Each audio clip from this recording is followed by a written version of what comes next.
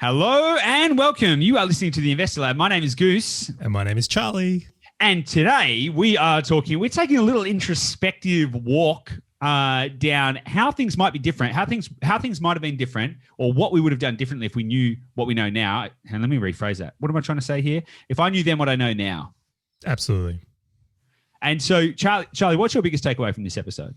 How similar our lists are, yet how different our backgrounds are. So I find it so fascinating that they've led to the same place. We both think very similarly, if that's the word, or similarly, we'll go with that. But we both came to the same conjunctions. I really think there was a huge alignment in our views now about what's important, even if you are a variety of different walks of life. How about you, Goose? Yeah, I agree with you because I thought it was quite interesting because our starting points, say 10 years ago, let's say in the early 20s, wildly different starting points, wildly different mentalities, wildly different worldviews, and that slow convergence to a similar understanding of what could have and should have and might have been, I think is really, really fascinating. Who do you think is going to benefit from this episode? Well, I would like to think it's people probably at the start of their journey or earlier in their journey will probably get the most. But just as equally, I'm sure someone who's trying to do more or wondering what the next phase is could definitely work on some of the things we mentioned in this episode to improve areas of their life or get a better result in business or real estate. Yeah, sounds good. Well, if you are looking to change the way you see the world, I think it's going to be a really interesting episode. If you're starting, but I agree. This could be for a variety of people to get a fresh perspective on how to change their environment and all of that kind of stuff. There's a lot of good takeaways in there, plus some interesting and funny insights and stories into both you and I. So I think this is going to be quite a well received and fun episode for you to listen to. If you want to access more of these episodes, and if you want to access free resources, tools, guides, and all of that kind of stuff, just head to the investorlab.com.au. And of course, if you want to make contact with my little self and talk to us about investing in real estate and doing all of that fun, awesome stuff that can change your life, there's a contact form on the investorlab.com.au. So just reach out there and we'll speak to you really soon. Without any further ado, let's get stuck right into it. See you on the inside.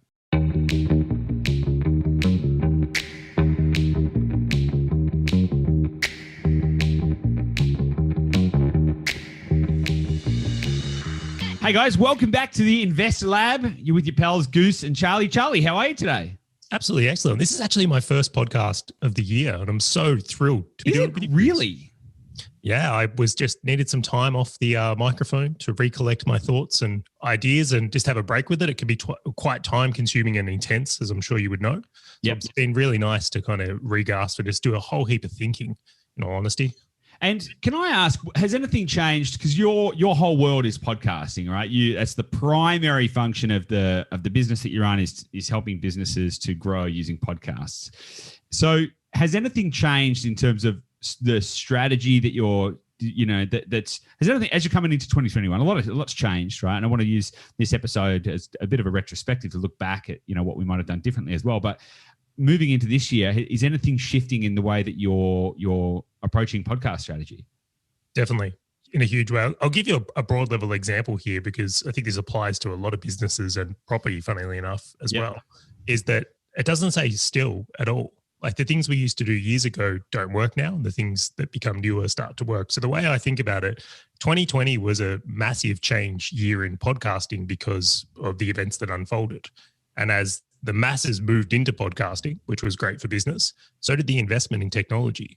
Mm-hmm. So across the year, we started to see that a lot of the providers we use started investing in better software tools, better strategies, new platforms. Yeah. And all of it is kind of coming to wake now, except we haven't tested it or tried it. So what I actually do spend time on and really spend a lot of time thinking about is I'll try a new tool or strategy or suggestion, really dig into it, and then make the discernment of, is this something we want to roll out or potentially roll out? Because for my business to be successful, much like yours, if my clients are successful, well, then it's really easy to have a great business. Yeah. But if they're coming on board and their shows are crashing or having a bad time or not having a good experience, then they'll drift massively. So the big change I would say last year was that video became a lot more popular. The short clips that we were on top of became a huge part of the marketing strategy.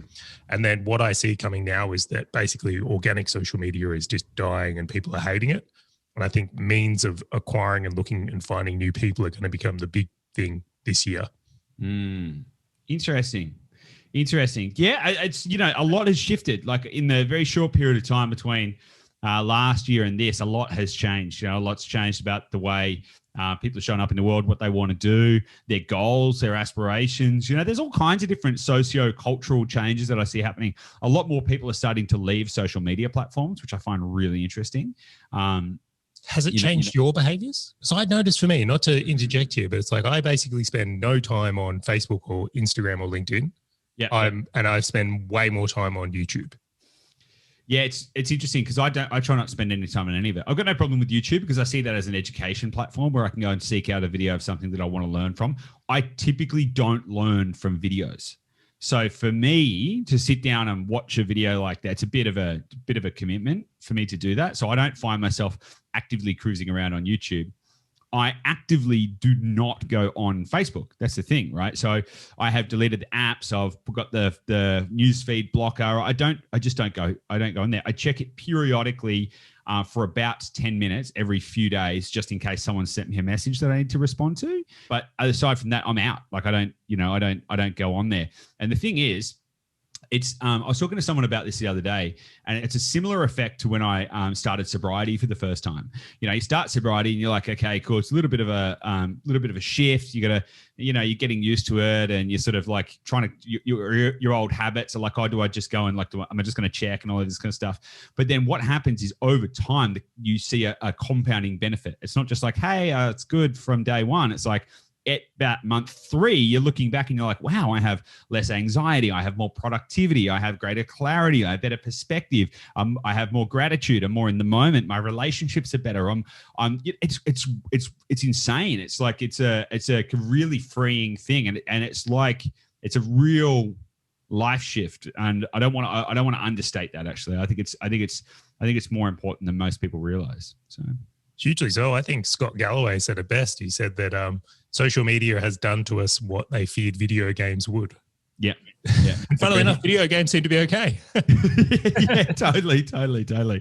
Right. So, but aside from social media, so yes, 21 has changed our trajectory. I'm super excited, right? So I think the next 5 to 7 years are going to be a golden age for property investment. So for me, I'm loving it.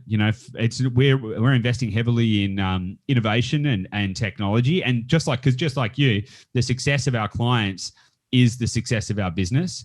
So the best thing that we can possibly do is continually invest in getting better outcomes, better results, better service, improve the business. It's not enough to go, can we grow the business bigger?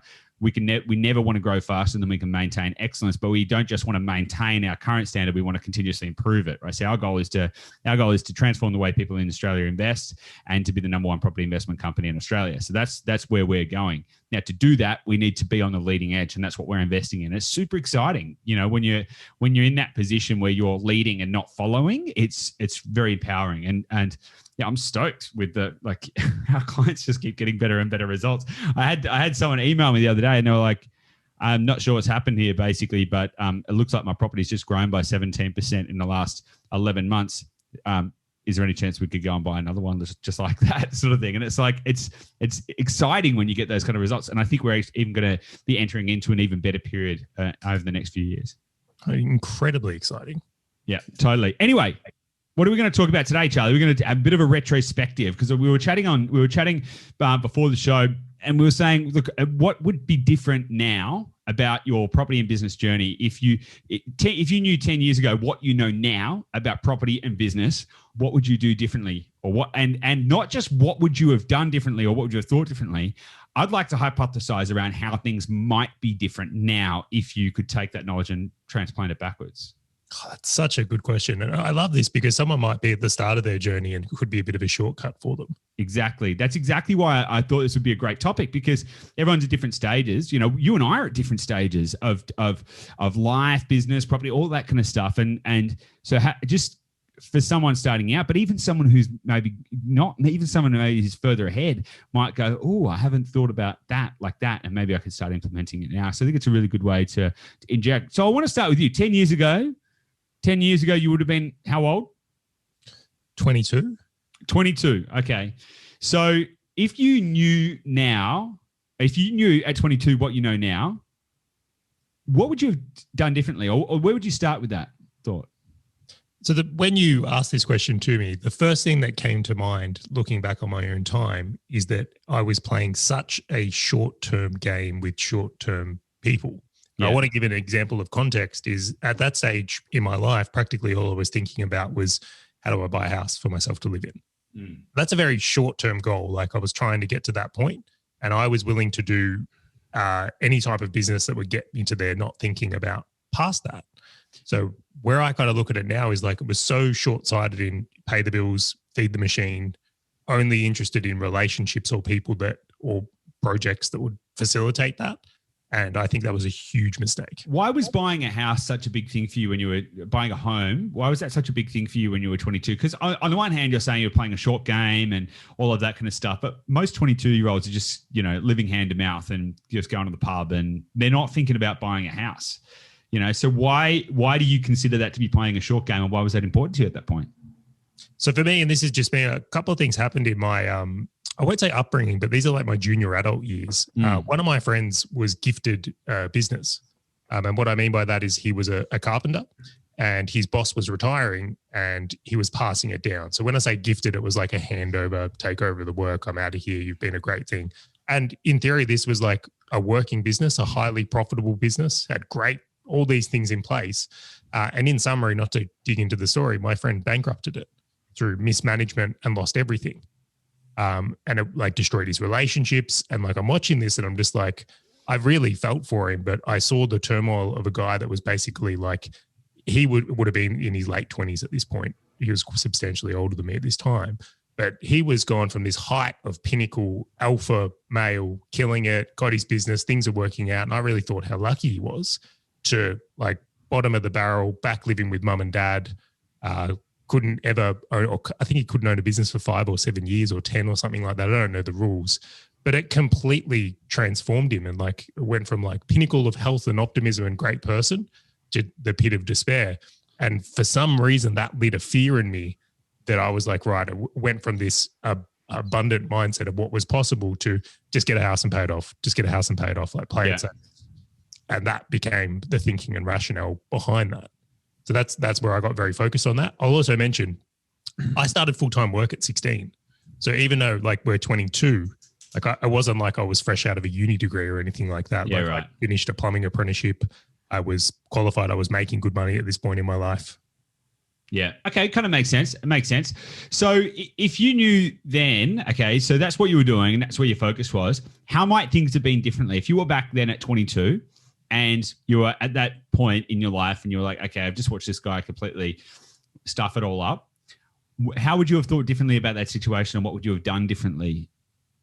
Yeah. So to answer, it's like, how would things be different if we kind of look at it in a different lens now? What I wish I had done or what I had really gone to is found good mentorship.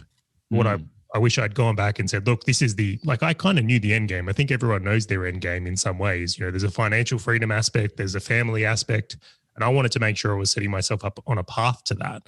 And I really wasn't. I was playing from a fear game. So rather than being focused on just getting the house and pay it off, I would have gone, okay, well, where are the people in my life that have achieved something that I'm trying to head towards? And how can I learn from them and start setting myself up to play that game?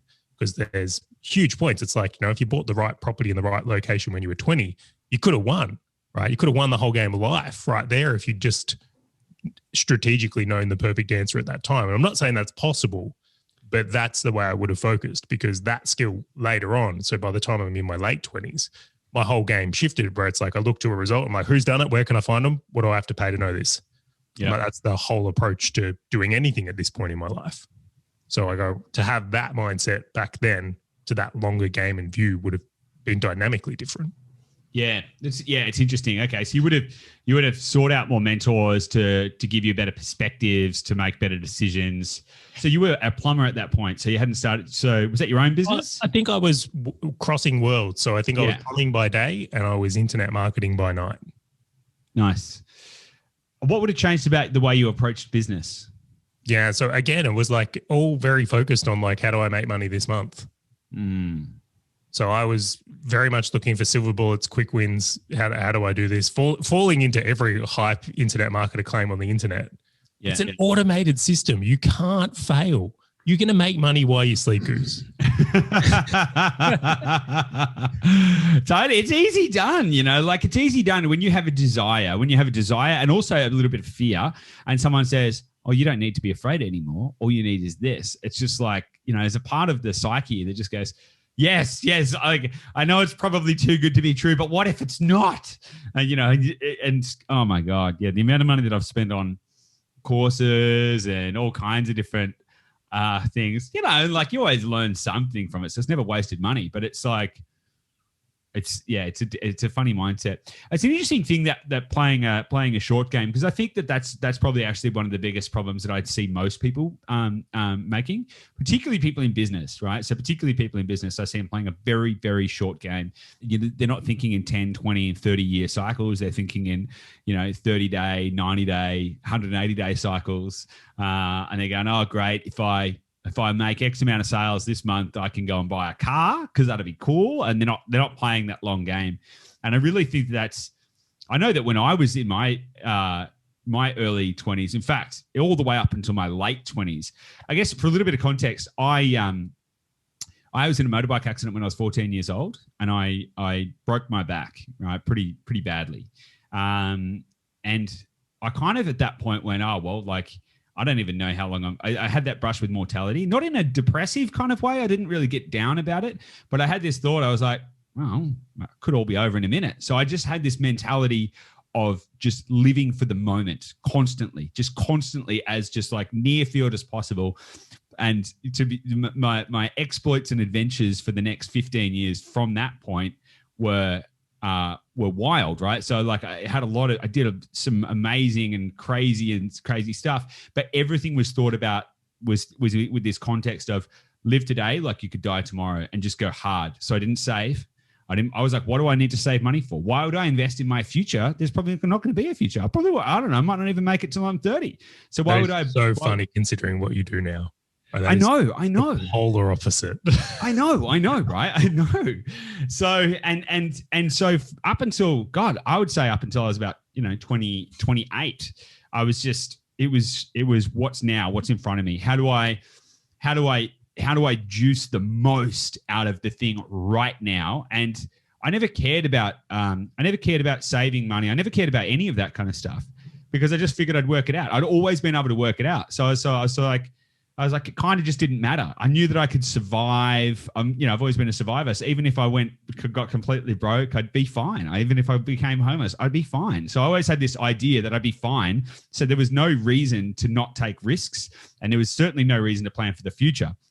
But it was this short game mentality that when I then got into, once I actually started to realize that wasn't serving me and I actually might live and actually life's pretty long and there's heaps of way more fun stuff that you can do if you just plan it a little differently. I started going, oh, wow. Okay. Now it's time to shift gears and play a different kind of game. So.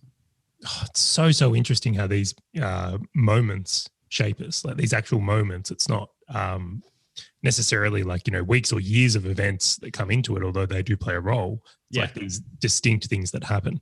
And I'll just shed one more little story on this because I think it highlights it. So when we're going to buy our first house, this is me and my partner, B, there was two houses we looked at and one of them was substantially more money. Right. But again, this is where it's like, not knowing and not playing along the game. And then one of them was less. And my mindset and attitude was like, well, we'll get this one we can afford so that we're okay and can pay it off more quickly versus the other one, which I look at now and I still see occasionally. I didn't realize it was on a block that was subdividable. I didn't realize that maybe being closer to the ocean would probably grow quicker. And if you look at the trajectory of those two properties now, is like the difference in that with a bit of knowledge and long-term thinking would have been dramatically different at starting the journey in the first property. But, you look back and these are the little things I laugh at now, but it was still a phenomenal thing. But I'd ask you the question, Goose, like if you were looking back and questioning this whole idea of 10 years ago and what you wish you knew or what you would do differently, where does this list kick off for you? Yeah, it's a good one, right? So if I could transport my experience, knowledge and everything and go back, so I'd be around about 24. Okay. So, but even if we just sort of went back and said like roughly the same age, so when I was like 20, I I'd probably do, there's a few things that I would do. So firstly, I would want to start faster, right? Because I was always kind of, I want to say start faster. I mean, try more things. Don't be afraid to. Don't get me wrong. I've always been in business for myself, and I've always pushed the boundary and always tried to achieve quite a lot of stuff. But I think that when I think about starting faster, I would have put more money into my future. I would have started saving. I would have started investing in property. I would have, even if it's just like in index funds or something, because I didn't even understand the power of compound growth. I really didn't even get it. I had no idea. I was just kind of like, houses are slow, old, complicated, and boring. Why would I want to do that? And I just didn't really understand any of that financial, I didn't have any financial education. So I didn't really understand the benefit of that. So with a little bit of hindsight, I would have started that process a little sooner, because my life would be wildly different today if I'd invested a little bit of time and energy and effort into understanding that and starting that process sooner. I would have encouraged myself. I'll pull you up there for a second. I'm just very curious about this. And I'll from my own perspective, I was very fearful around money when I was in my 20s. I was quite scared of it. I had a fear. I was like not having enough. And like, I think much like yourself here is like, I wish I got a bit more educated earlier. Yeah. How was your mindset towards money at this time? How did you feel about it? Or you were just so in the moment from your perspective on life, is like you were just easy come, easy go? Or money's the only, it's the single tradable commodity in the world that you can always get more of. So who cares if you keep it or not? Because there's always more. You just get more, which is a great mindset to have in some ways. And I was going to say, I like it in a lot of ways. Yeah. It's a great mindset to have in some ways, but when you couple that with a, it's true. It's like, it's a fully abundant mindset. And I've always had that, that's been part of the reason why I'm like, well, I don't need anything, because everything exists in the volumes that you want it and need it. Like everything is as it should be, and you can have everything that you want. So, but that kind of disturbed me as well, because I was like, well, if I can always get more of it, like there would never be a moment if I was down to my last $100, I'd spend it, because I'd be like, well, I'll just get more. I don't know, something happened, I'll just get more, which is great from an abundance mindset perspective. Very bad from a financial well-being perspective, because I had no respect for it. I did not care about it. I grew up not really having any money, and then when I made it, I had no respect for it. So I was just like, out the door. What can I spend it on? I've always been very generous as well. So I'd be like, I'd be the kind of guy that would take all of my friends to the pub and spend my entire paycheck in one night paying for everyone, because I just want everyone to have a good time. And then I'd just work it all out for the next week. And that's kind of so I had no respect for it, which was a really, that's probably the biggest inhibitor. I put no value on keeping anything. I figured there was no value to have anything, no belongings, nothing. I never bothered to. I was happy if I could carry all of my stuff in one bag, and I didn't have to have for many years. For about 10 years, I didn't have a permanent address. So I was like, why do I wanted to be as free as possible with as few things as possible. It was great. Gypsy lifestyle going. Oh, dude, it was pretty awesome, but it just really didn't serve my future. It was great for 10 to 15 years whilst that was happening from an experiential point of view. However, 10 to 15 years in the context of an 80-year life is not really, it's not the whole game, right? So there's a few things. I'd play a longer game. I wouldn't necessarily say don't have those experiences, but I would have apportioned some of what I was doing with a bit more forethought and played a longer game. And I would have started investing in myself earlier.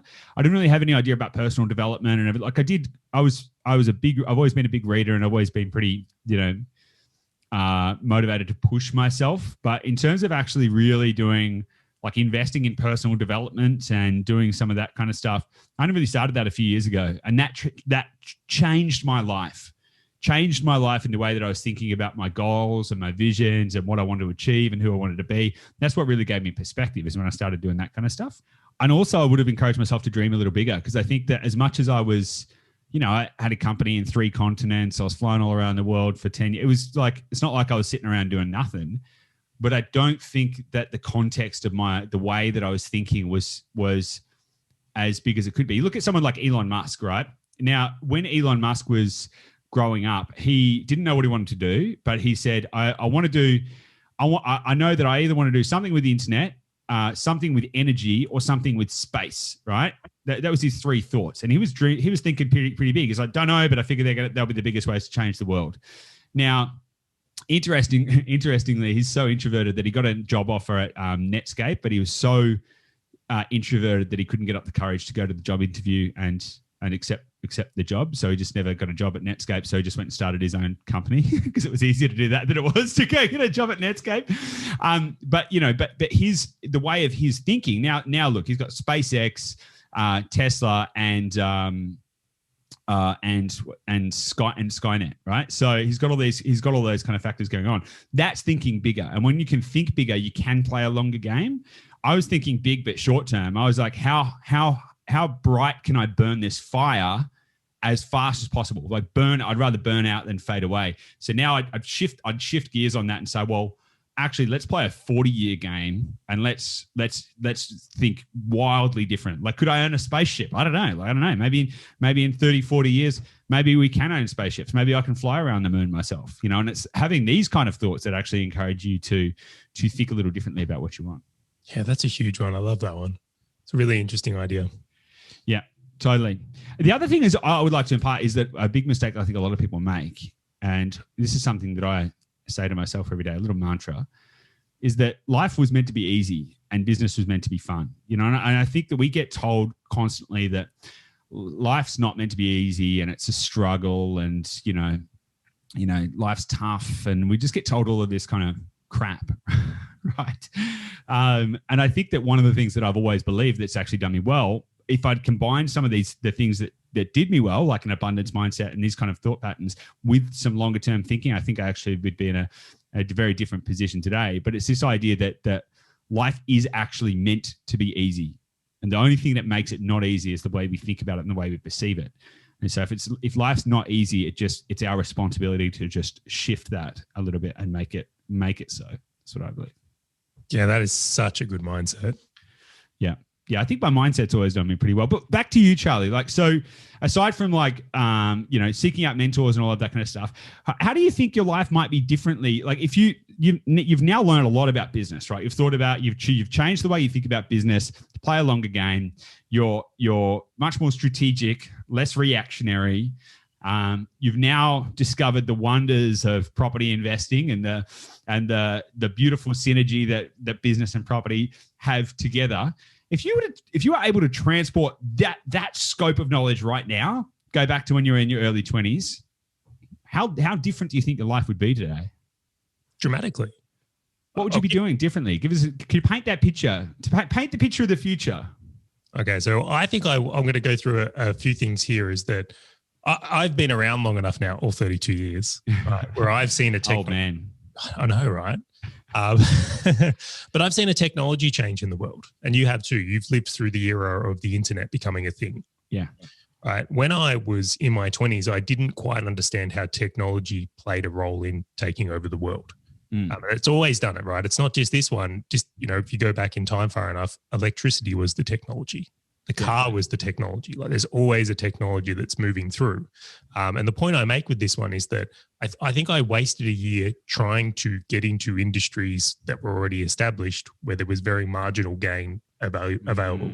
So it's like, for example, and of course, please ignore Tesla, although they've got a thing here, is like, if I was 22 and trying to start being a car manufacturer, conceivably that market's already being developed. There's infrastructure there. Like, it's very hard to compete against Mercedes. Right. So I spent time looking for opportunities in established industries where the win was going into the internet because no one had worked that out properly yet. The bigger, more profitable, abundant opportunities were available in the areas where technology was developing. Question. I agree with that, right? So find the things that people aren't doing yet and exploit new opportunities. But how do you know whether that opportunity that you're looking at is a dead end or is the future? For example, I remember years and years and years ago, I was thinking, I'm going to become a hemp farmer, industrial hemp. And I was like, it's going to be the future. And then I was, it kind of just, I never got started because, again, I was thinking too short term. And now look, it's a huge multi-billion-dollar industry. But thinking about this from a property perspective, there are some things that seem like good ideas that people can start doing and then can run into headaches down the line because they haven't thought through, what is the total industry impact, and like how do you define these opportunities and go, okay, is this the future or am I just am I just chasing an edge case where it's actually not going to get me anywhere? That is such a good question. I've actually thought about this a lot. Right, I think about this a lot. And just to give you an idea, is that I caught an early wave in eBay, right? Yeah. Accidental, but I caught it. I was one of the first people in Australia to like offer services in Facebook ads. Again, caught a wave, like the opportunity was there. And then it's kind of like, and then podcasting has been the latest one. We were doing outsourced services. Playing on those edges perceivably has done really well. But what I don't often share is how many things I failed at in between. Yeah. How many ideas didn't take off. Now, my view, and this is purely opinion here, is that you are better off spending your time working out what ideas will and will not work in bigger opportunities than trying to work out how I can make a successful car industry already established from there. I think your potential upside, you might be safer in established industry, but I think that the potential gain navigates any possible real development. How do you balance that with the essential needs of now? So it's like if you were like, okay, I want to start a business, right? Let's say someone's listening to this and they're 22 and they're like, okay, cool. I want to start a business. Okay. And I'm better off spending the time to try and work out where I can position myself better in the front edge of demand to walk into an existing industry. That might take a while. It might take 6 months, might take, I don't know, it could take a while. So how do you balance that between that long-term thinking and the short-term thinking, between the essential needs of now and going, well, I've got to put food on the table, right? Because that's, I think, where a lot of people get stuck. They go, I know that this might, this might not be the best thing, but if I can do it, I can make some money and that'll feed me. And then someday later, I will get to the big vision, and that never happens because you get stuck. Completely. So I'll speak to what I did and how I approached it, and then I'll also talk about picking things. I think that to be a pioneer, like a true pioneer, really is a terrible idea, right? For the majority will fail, right? So can you imagine being the guy that was trying to pitch the world the internet? Like just how hard it was to navigate that conversation of, right, it's like these computers that can like talk to each other over the phone line. Like it would have been really difficult to kind of conceptualize the idea. And I think there's been so many examples of that. But once the internet was there and it was already taking off at a massive load and you could see it, you could then be safer to assume that this was somewhere to spend your time. So I think being on the bleeding edge is actually not a good idea for most people. I'm sure there's been some incredibly successful people from it, but that's not where I'm looking for. Where I've had my wins is going, where is success for me? And we're kind of out of that base of traction and it's heading into like a massive amount of growth. And to give some examples right now, I look at this and go, okay, car industry, probably done. Electric car industry, definitely worth some attention. That's where you can see, we can all agree that that's where it's going. Yeah, totally. So that would be one from there. And then conversely, I look at this right now and you see things like, I don't know enough about crypto or anything to do it, but for me, that's still too speculative. Like it's not adapted at a world level yet where I can say, okay, well, there's businesses using it. So I'm not quite there of saying this is something I'm willing to trade all my Australian dollars in for or anything like that. So it's like that would be too bleeding edge. It might be for other people's appetite and the rewards are potentially bigger, but so is the risks. So I would very much be navigating it there. The other ones I'll really look at is where are governments spending an absolute crap ton? Yeah. Because, if they're saying, well, and I remember Australia releasing this, we're spending money on space. I'm right. If they're going to spend hundreds of billions of dollars on improving technology for the space industry, right, and Elon Musk's into it, and there's all these things, like they're the signs I would look for going, this is a place where there's potential for immense amount of gain.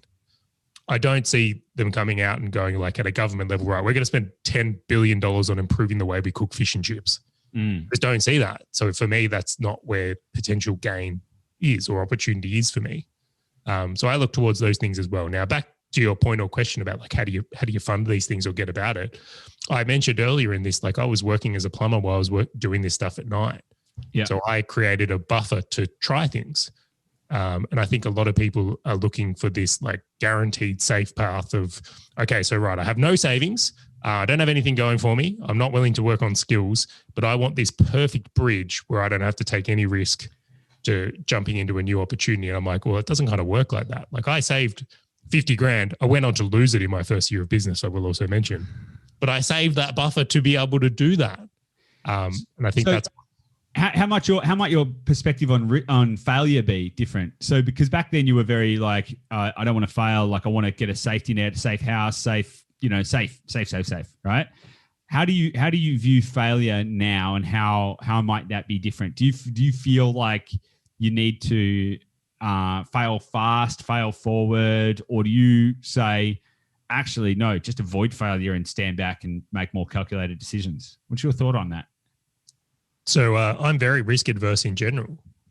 I may not perceive it from what I get up to these days, but I have always been. So even in what I've said here, how many people do you know that were working 5-6 hours every night while working full-time plumbing just to navigate the risk of failure?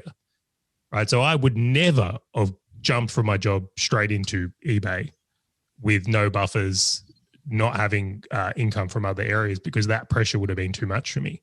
It would have caused analysis paralysis. It would have caused me overanalyzing it. Like I would have been literally too scared to make a mistake because I had no experience. Keep in mind, I'm a 16-year-old that dropped out of high school to do a plumbing apprenticeship. I only know how to write with one of those big tradie pencils at this point. I refer to everything in millimeters and everyone's mate. So that's the context of my life at this point. And I'm now running a logistics business and selling things on the internet.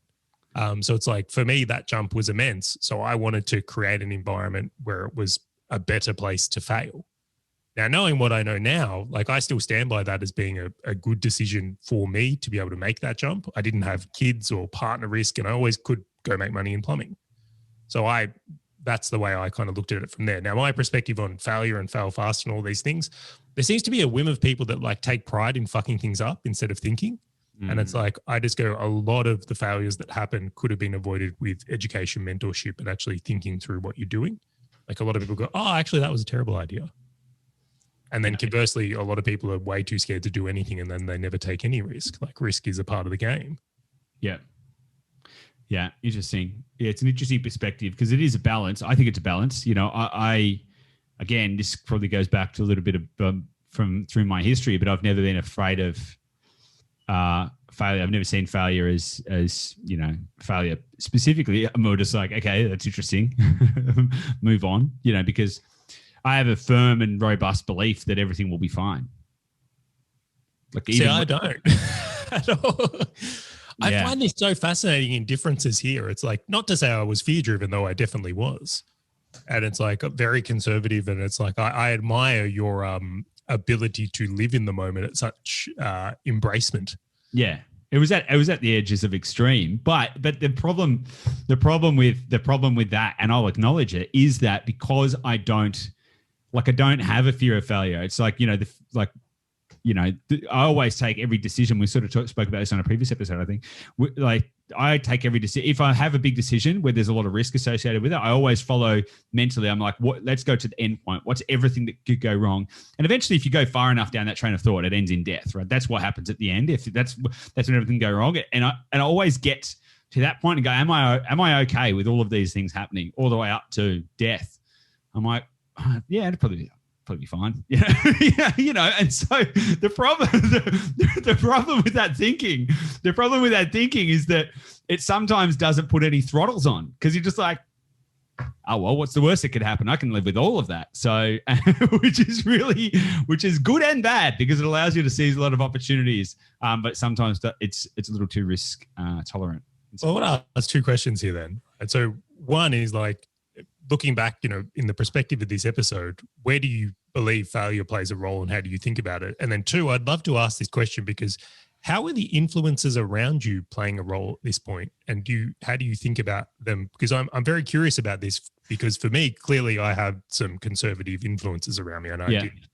And I'm like very curious on the idea of like, were the people around you just like, I don't know, did they go to work doing monos on their bike, just one hand off all day? And like, I think you've touched on a really interesting point, like the people that are around you. So I deliberately sought the edge, right? I've always sought out the edge, which is actually serving me really well now, because now I think I play a much longer game. And in terms of like risk management, there's personal risk management and then there's other types of risk management. So for example, with real estate, I'm always thinking, okay, what's the second, third, fourth order consequences? And I always like to think about those second, third and fourth order consequences and understand that.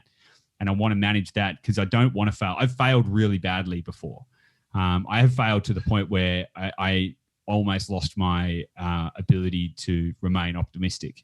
it got pretty gnarly. And so that was enough for me to go, I don't want to fail like that anymore.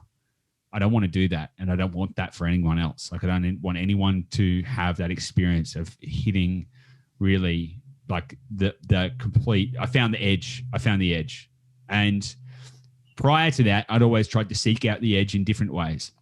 I'd always try and push harder, go faster, take more risks, find that edge. And I naturally surrounded myself with people who supported that behavior. So to that degree, the people around me weren't saying, aside from like my parents and stuff, weren't saying, hey, dude, slow down. Hey, dude, think about your health. Hey, dude, have you thought about, saving? Have you thought about this? No, I just had people around me going, yeah, you go harder. Woo. And that fueled my desire to seek out the edge. But as I say, like after a decade or so of that, I actually, I made some mistakes. I made some mistakes in business, and I found the edge of failure, and I found that edge on that front, on an emotional front.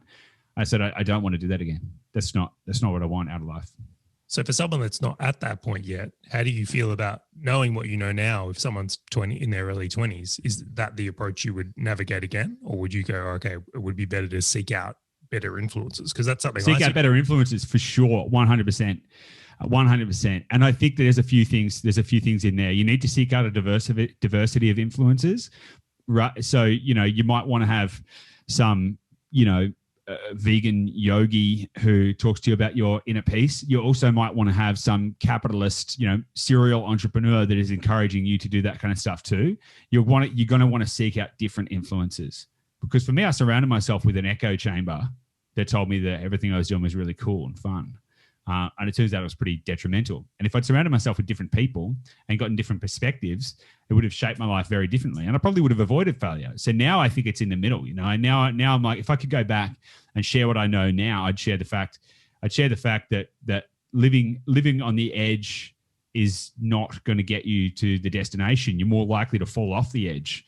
And really, if you start thinking bigger, playing a bigger game and a longer game, you don't want to fall off the edge. You want to experience life. You want to experience the abundance that can actually exist, not just the theoretical abundance that you can always have more of everything whenever you want it and it's all good. You can actually get to a point, but you have to surround yourself with different influences. You have to seek out different opportunities, and you have to, I think, invest in those things. Invest in mentors. Invest in people who've walked the path. Invest in people who actually care about your well-being, not just feeding their own egos. That's a solid one. Now, I know we're going to get pressed for time here, but I'd like to do a very direct question. If there was one of the topics you could look at in your 20-year-old self or 22-ish-year-old self, what do you think the most important thing is to adjust or focus on? Me, from when I was 20, if I could tweak one thing, what would it have been? It would have, I think it would have been personal development. So, and when I say that, what I mean is actually walking that path and doing, I don't know, going to Tony Robbins or doing something like that. Because I think what that does is that allows you to start to think in a bit of a different way about who you are and how you want to show up in the world. I think that would inform, that for me was the start of informing the choices around that I was making with money, the choices I was making with the people around me.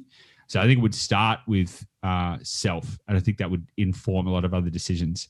And again, I don't regret anything that I did, but if I could have 50% of the things that I did and have 50% of a more risk tolerant, save, plan for the future, invest in real estate. I mean, if I understood real estate like I know now, if I actually understood the power of real estate back when I was 20, my life, I'd be radically different, because I would have understood what that could do. And I would have understood what the level of freedom, choice, and abundance that can deliver. And I've always wanted to seek out the edge of something else, seek out the edge of experience of abundance, seek out that. And I think that would have really shifted everything. I remember my brother telling me, you got to invest in bricks and mortar. And I was like, dude, why would you want to do that? It sounds dumb. I just didn't understand it. So for me, I think it's in and around that piece, because I was never stupid. I think if I just had if I was given a different perspective, or if I invested in finding that different perspective, it would have shaped everything massively differently. And those two things have been the biggest things for me: personal development, and then understanding the mechanics of real estate. It was like a door opened. It was like that was a real transition moment for me, where I went, what have I been doing with my life? Here's somewhere where I can actually help others. This is huge. That's so awesome. I think that's very helpful for people. I'll share my two, not that you asked, but I will share them. I was about to. So go on. Just messing with you. Absolutely. For me, on the business front, is the technology thing I mentioned earlier. I think that was a really, really important thing to understand, was the role of technology and what I believe were there, because that's where the biggest opportunities are in what I believe. And then second one, which I think is probably more important than what I just mentioned, was the who you spend your time with. Huge. Definitely mismanaged my network. And not in a bad way, like they were fun people, but I didn't realize the impact they were having on taking me away from where I really wanted to go. Yeah. But it's sometimes hard though, because you don't know where you really want to go. I didn't even know I was on a journey, to be honest, right? Yeah. Trying to wake up and work it out, where like having the intention of forming people that are around where I want to go, or just in the general direction. It doesn't even have to be specific, but to hang out with people that I deem successful on the path that I was going on would have been far more beneficial. Because I was driven from a young age. But you can't see the forest for the trees. And this is kind of the point though, is you can look around and go, oh yeah, I think all of my inner circle, I think they're all really cool. I like what they do. I think they're good people. And you might not be able to see the forest for the trees. You've somehow got to, I think you've got to crack something open where you say what else is there. I think that's the hard part, because I totally agree that you need to surround yourself with the right people, but actually understanding whether you need to change it. I thought all my friends were awesome, like, but you have to sort of crack open a new way of thinking to be able to understand how to seek out those new opportunities. Definitely. Sweet. Well, this has been good. It's been fun. It's interesting. I want to go think about my thoughts now for a long time after. Awesome. Next time we catch up, we're going to dig into some more property related stuff, I think. Let's do it. So let's do that. Awesome, man. It's been a pleasure. Thanks again.